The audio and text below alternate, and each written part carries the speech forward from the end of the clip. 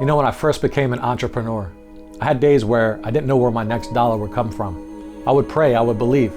But the hardest part, the part that tested my faith the most, was not receiving a paycheck anymore.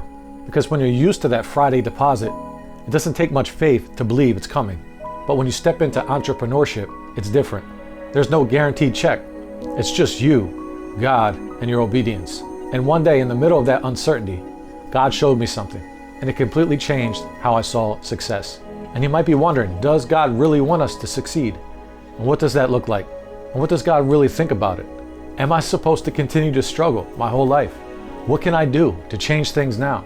And if you're watching to the end of this video, I believe your life will never be the same again. There was a season where the bills were just piling up, stacking high. I was sitting in my car after a long day, questioning everything, saying, Lord, why is this so hard? I thought you called me to succeed. But God wasn't punishing me. He was actually preparing me.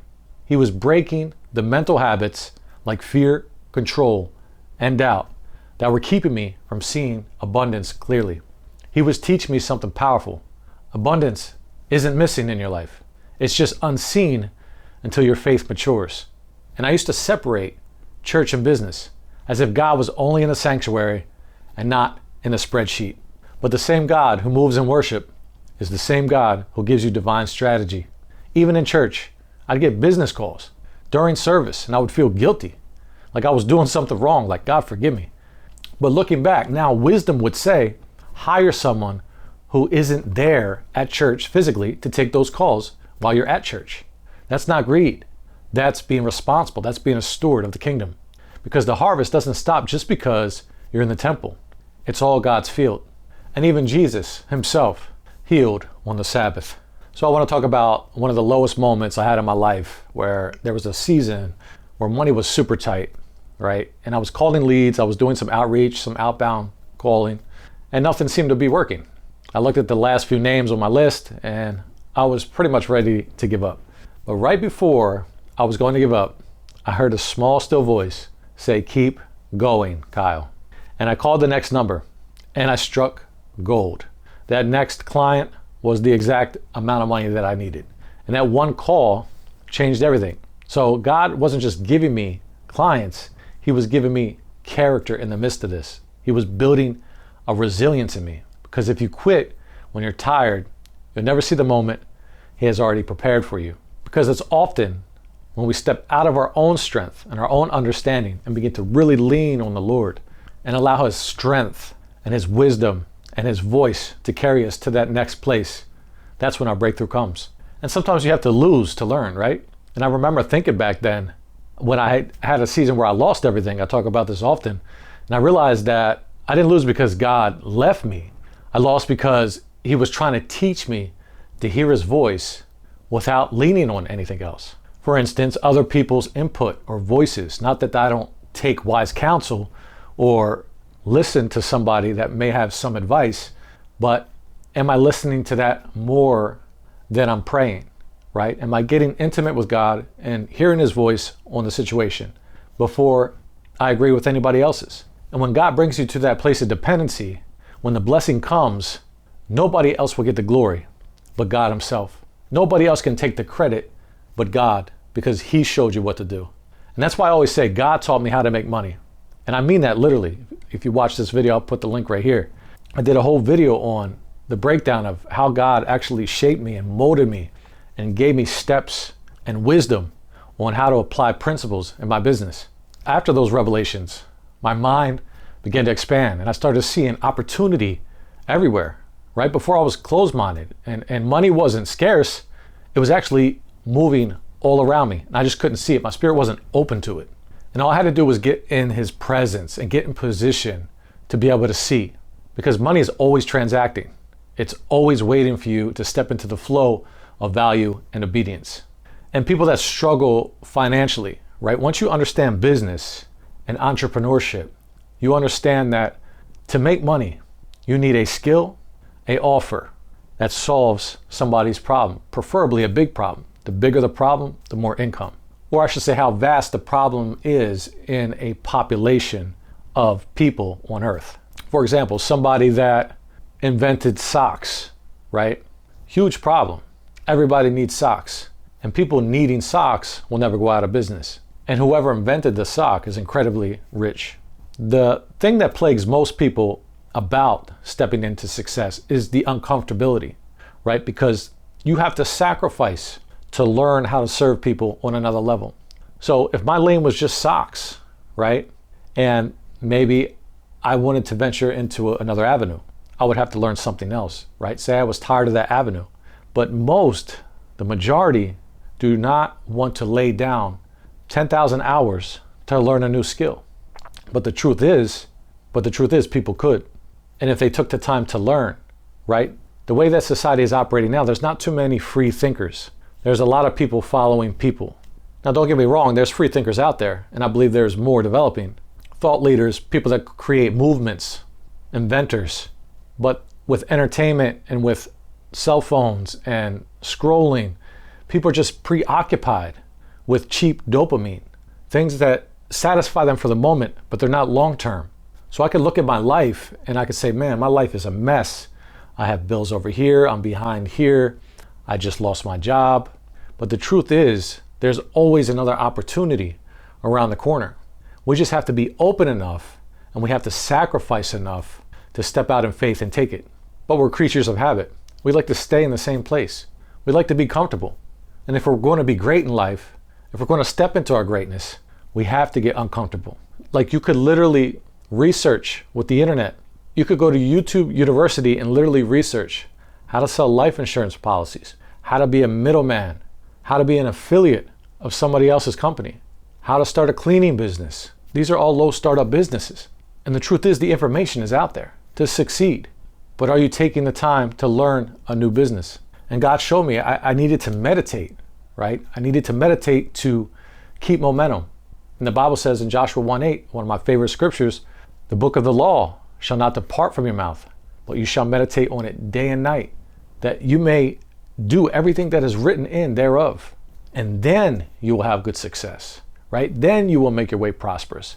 And also, God reminded me of another scripture, Isaiah 40:31, but those who wait on the Lord shall renew their strength. They shall mount up with wings as eagles. They shall run and not be weary. They shall walk and not faint. This is one of my most favorite scriptures in the whole Bible. I don't believe that's just spiritual strength. I believe it's physical, emotional, and mental renewal.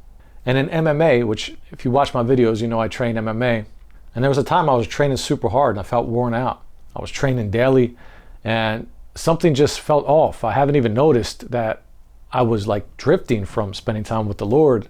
And I asked the Lord, I was like, well, what's going on? I know you called me to be successful, even in this endeavor. So why do I feel so drained? I'm not operating at the level I know I should. And I remember his response so clearly. He said, yes, but remember, son, you can't do it without me.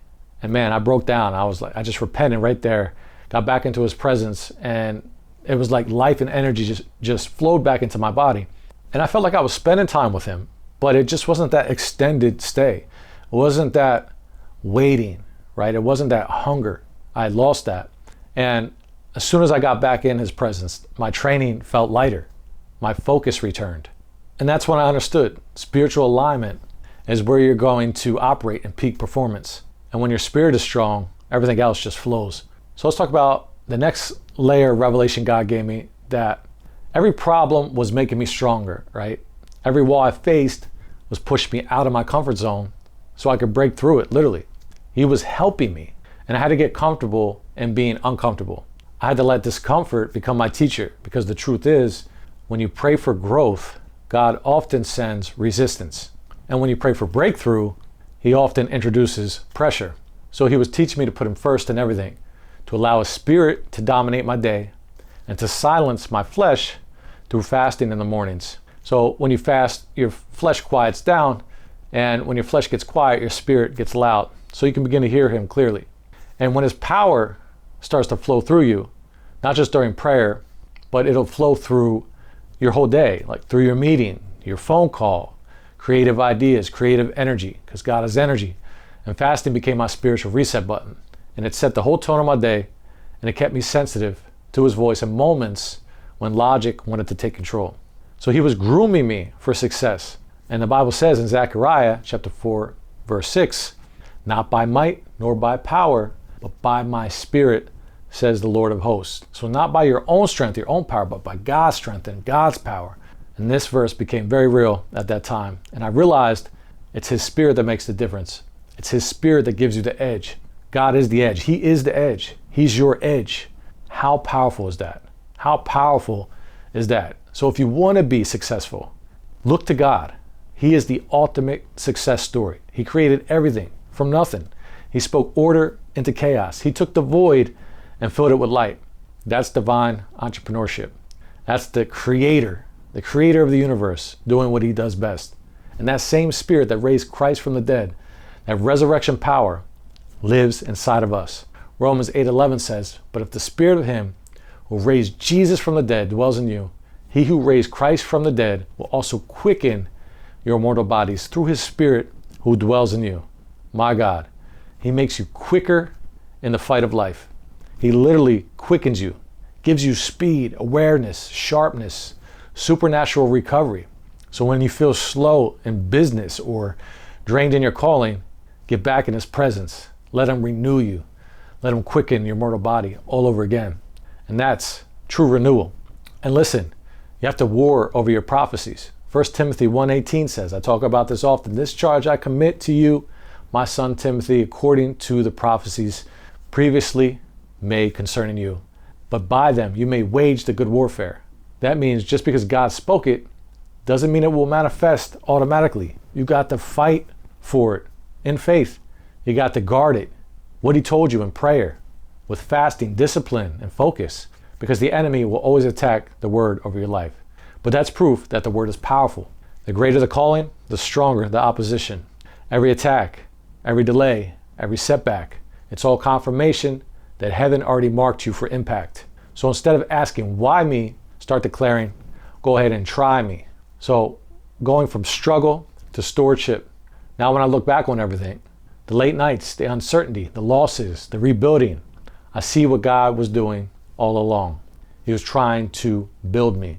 He was preparing me to handle the blessing, because the worst thing you can get is success your character can't sustain. And God loved me too much to let that happen. He showed me that real success isn't measured by money, views, or recognition. It's measured by obedience.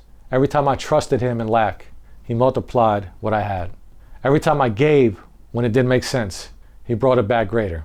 And every time I let go of control, He opened doors I couldn't force open. That's why Jesus said in Matthew 6:33, seek first the kingdom of God and His righteousness, and all these things shall be added unto you. But the thing is, as you get in God's presence, right, you let His force become one with you. And then you put your hand to the plow and you work unto the Lord with all your might. You utilize every drop of time to your advantage. The Bible talks about being urgent, not passing up opportunities. And I'm paraphrasing here, using time wisely. So this is what God showed me about success. It's about surrendering deeper. When you surrender, then execute, the Spirit will accelerate you. And when you obey, His favor multiplies your efforts. And one more thing, one more story. I remember having a conversation with a guy, man of God, who worked a 9-to-5. And he said something I'll never forget to this day that shifted my whole perspective. He told me, when I pray in the Spirit while I work, my productivity goes through the roof.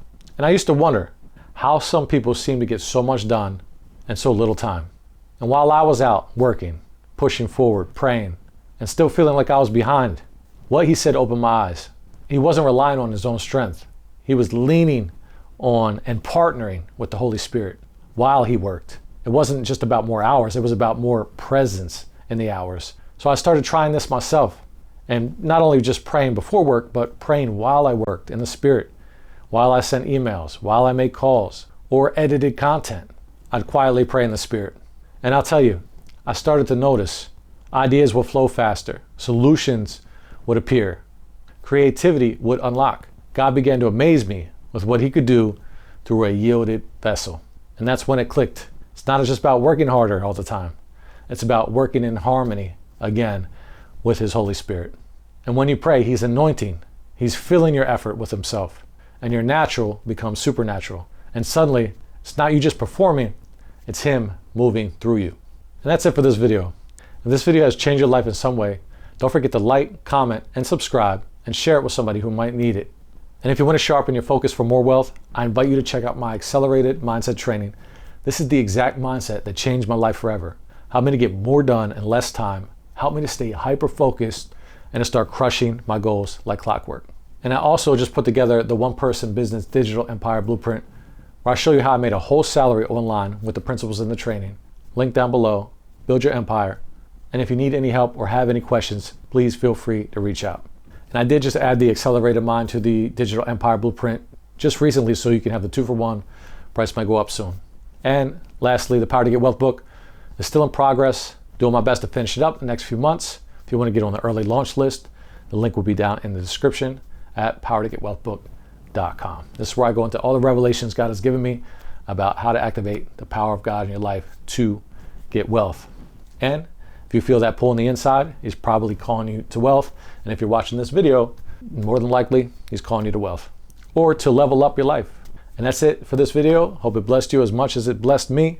And thanks for watching, and I'll see you on the next video. Be blessed. I'll see you soon.